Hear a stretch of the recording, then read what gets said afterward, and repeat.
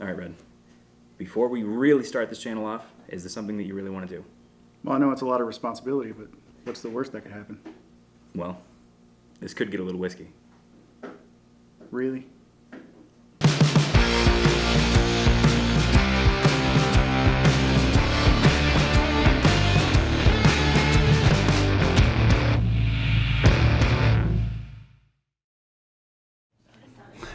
Hi, thanks for tuning in. I'm Grim, And I'm Red, and we are Worth a Dram. your one-stop shop for whiskey reviews, humble opinions, and terrible jokes. So, our intended purpose here is to, show that whiskey can be enjoyed with friends, by yourself, in a mixed drink, neat, straight. However you like it. Yeah. So, why don't we start? Red, why don't you tell me, what is a whiskey? So, whiskey, in general, is a distilled fermented mash of grains. Corn, rye, barley, wheat. Pretty much if you can ferment it, you can make a whiskey out of it, as long as it is aged for some amount of time in a wooden barrel. Some of the earliest known mentions of whiskey date back to the 15th century. In Irish Gaelic, it was known as Ishkabaha, and in the Scottish Gaelic, it was known as Ushkaba. Over time, that was anglicized to become whiskey, which is the term that we're familiar with today. True. And what does that stand for? What's the Latin for Ushkabaha? Oh, you know what? Yeah, so I should have mentioned that. Ishkabaha and Ushkaba are both translated from Latin, water of life. And the Pope has even called whiskey the water of life. So really, Grim and I are your spiritual leaders. We're doing God's work. 100%. All right, so what did you bring for me today? So we asked all of our viewers in a preview channel while we were quarantining what they thought we should use as our first episode whiskey. And they said, let's start at the beginning. So today we're going with Bushmills. So, Bushmills, if for those of you that didn't tune into our quarantine update, Bushmills is the oldest licensed whiskey distillery in the world. This recipe in particular has been in production since 1888. That's 132 years ago. For reference, the Declaration of Independence was only signed 112 years before that.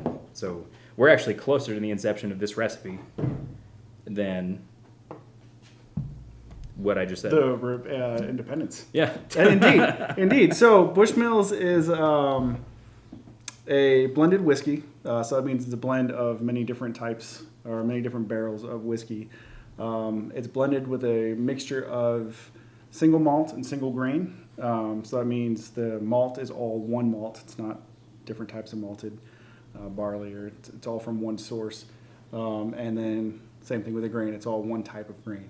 So and then it's aged 5 years in ex-bourbon and sherry casks, which should give it a nice fruity taste. Yeah. That's what that word is.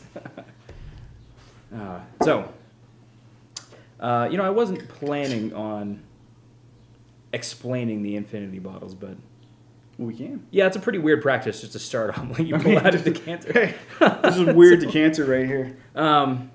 To fill everybody in on what Red just did, we are actually going to be maintaining infinity bottles as we go with this series. So every time we crack open a whiskey, we're going to take about an ounce to an ounce and a half, and we're going to pour it into this decanter.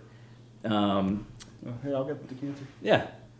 So the purpose of these is after about 16 to 20 pours, depending on the size of the jigger that you use, by the end of it, you have a custom blended whiskey in your own style. You crack it open, you share it with a couple buddies, it goes down a little bit, you fill it right back up. It never ends, and it's always changing. Right, and it's custom to the person that makes it. So this is going to be Worth a Dram's Infinity Bottle. We're going to call it the Infinite Experiment. Yeah.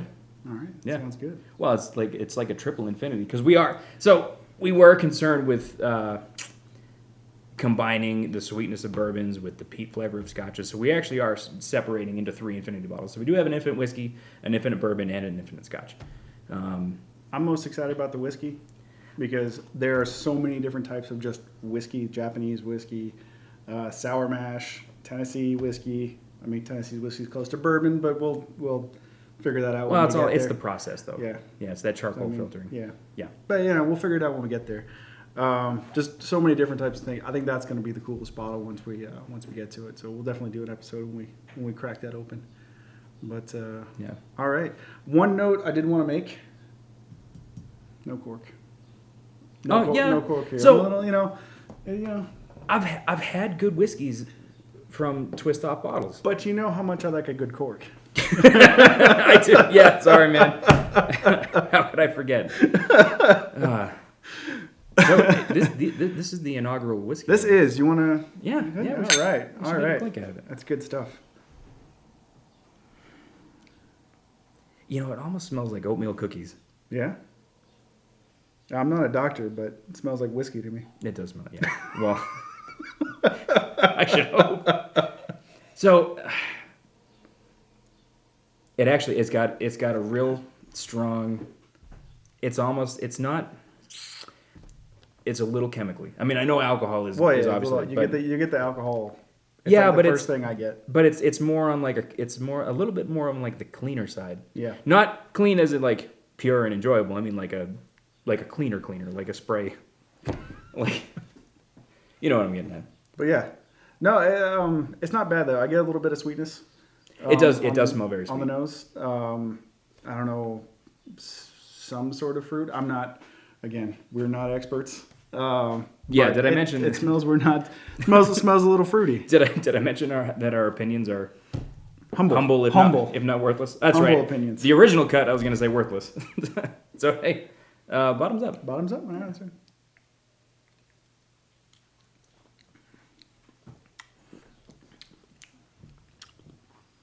It's not bad. A lot of Irish whiskeys, at least for me, and maybe it's the triple distillation, but it's almost cooling. You know what I mean? Like it gets in your mouth and it's not hot. So it has that. So a lot of American whiskeys or bourbons, like I'll get kind of like a warm feeling in my shoulders. Sometimes I get like a squeezing pinch.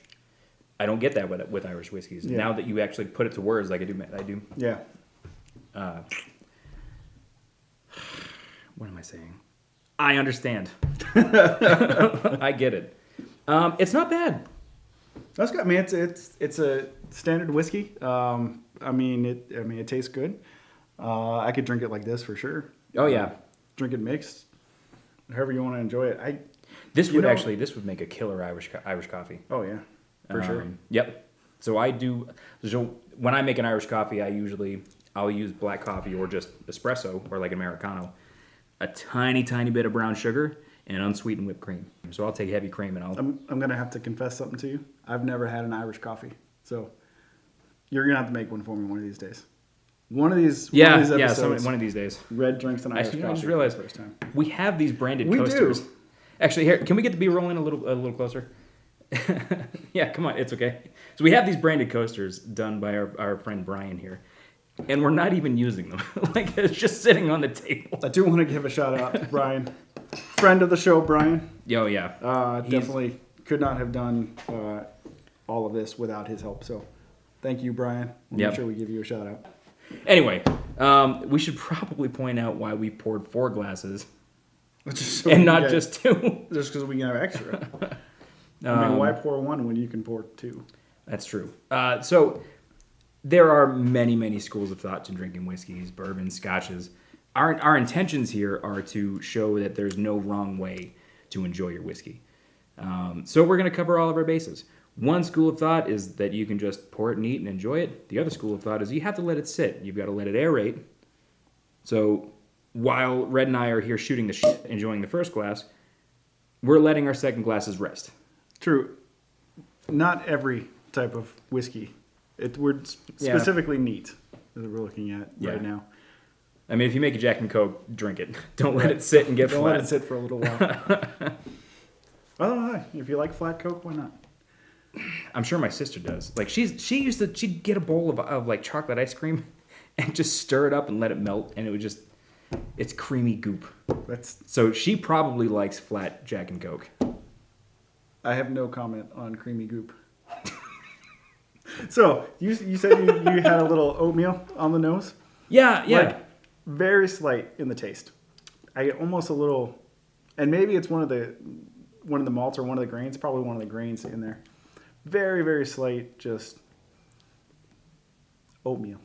Yeah. Or grain flavor in general. Yeah. So I'm definitely getting like there's actually there's a pretty strong fruit flavor for an Irish whiskey. Yeah. One thing about tasting, I didn't mean to interrupt you, but I'm going to do it. One thing about tasting that it's more about what does it remind you of. There's not really an exact science to it. True. So when you taste something, everybody tastes it slightly differently. But there's times when you're drinking with somebody and they're like, "Hey, I taste." It happened one time. We were drinking. God, I can't remember. Drinking a scotch, and somebody's like, "Man, I almost get like a butter flavor in this." And then as soon as they said that, I could taste butter in there. Like that was our PSA. It unlocked something. Well, that was the red breast. You got the butter flavor, and then I could taste it. It's happened. I think it was monkey shoulder. Because if you're asking me what this reminds me of, it reminds me of race cars. Race cars. I don't know why. Go fast. It just makes me think if you're not first, you're last. Yep. Is that trademarked? No. Okay. No, I get. This is going to sound cliche.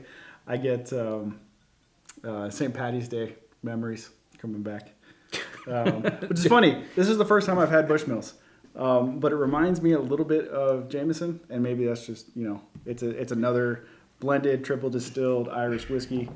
That's exactly. I was going to point out that it's probably the triple distillation because that's one thing that most, if not all, Irish whiskeys share is that they are triple distilled.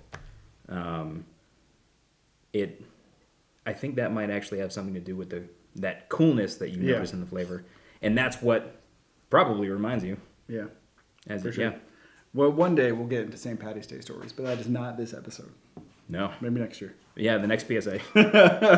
So, Devil's Cut, batch 2. I'm glad there's no Facebook back then. Oh, yeah. Oh, you mean way back. I mean, back. Yeah. So that was probably a weird cut because we can't remember where we left off. But that's half the fun of this, right? Were you going for the second one already? Well, I mean, it's here. All right. So presumably it's been about 15 or 20 minutes our time. The magic of television. We don't know yet how long the video is at this point. So we're gonna go ahead and get to our second glasses that we just explained. Yes. Yeah, we did. Yes, we just explained it. All right. So if not, rewind 5 to 10 minutes.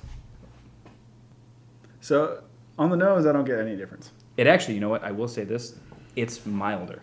Yeah. Yeah. You mean the alcohol? Yeah, that cleaner smell. Yeah. It's much milder. Like it's subdued at this point. I'll give you that. Okay. Yeah. I mean, not that you're wrong. I'm just.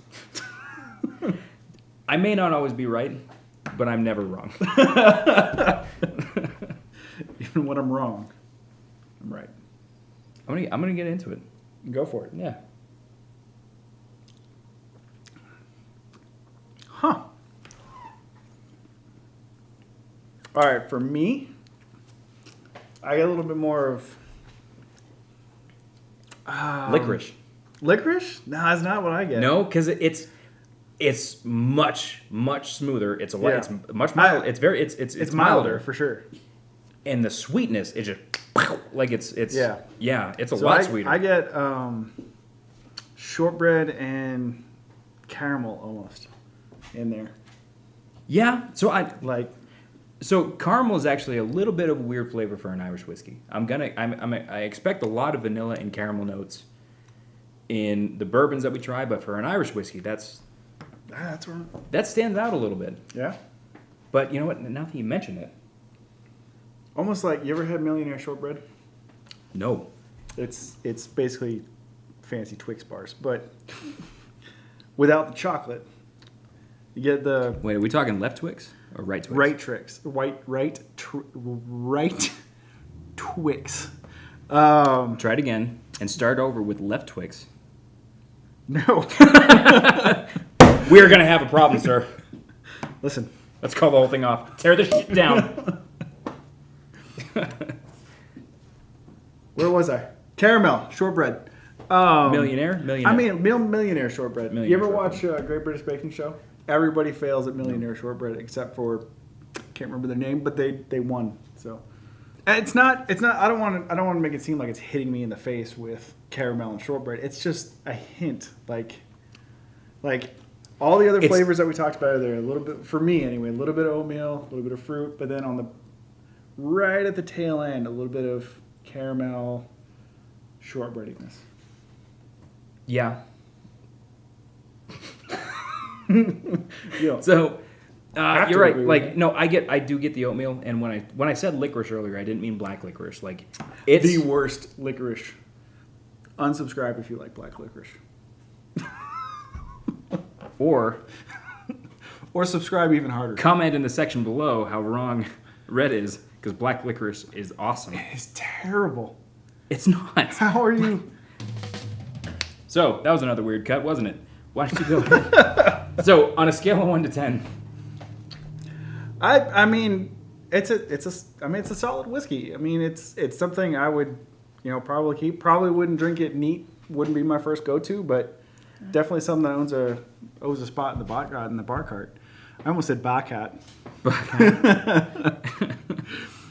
Something that definitely, I would keep stocked in the bar cart.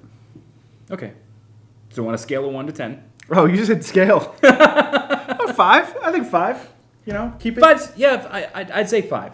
So Yeah. 5 on our private notes that we've been sharing before we set this up. 5, I believe, is just perfectly acceptable. Perfectly acceptable. Meets expectations. Like, it showed up. It's good. Like, I would like to drink this again, but I wouldn't really go out of my way. Right. I mean, there are other Irish whiskeys I would want to drink neat more than Bushmills. Yep. But if I had Bushmills and I was in the mood for Irish whiskey, and it's the only one I could find,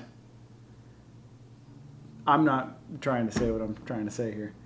So like 15 minutes ago, we should have started with a price point. It was about $20, $22. God, maybe even less than that. So it's definitely a good, affordable Irish whiskey. Yeah, no, for sure. Yep. Something I would like to keep in my bar. Yeah. So we both say 5. So for 5? an average of 5. 5 it is. Boom. We can't see anything, but this is probably. I'll put like a big. Yeah. I'll put a big S5 here. With squigglies. Squiggly. Squigglies cost extra. All right. So, all right. To close this off, thanks for tuning in. We are Worth the Dram. I am Grim. We have only had one, well, you've had 2. I've had 1.5. You forgot about the warmer. Oh, yeah, the we had a warm-up. warmer. We had a fluffer shot. We had a. I mean, you got to get ready. That all being said, we'd like to take this opportunity to thank you for tuning in for our first episode. We are Worth the Dram. I am Grim. And I'm Red. Please like, subscribe, comment down below if you agree, disagree with us. If you like black licorice, don't like black licorice, what have you. Comment down below. And keep in mind, no matter how you like your whiskey, with us, it's the right way.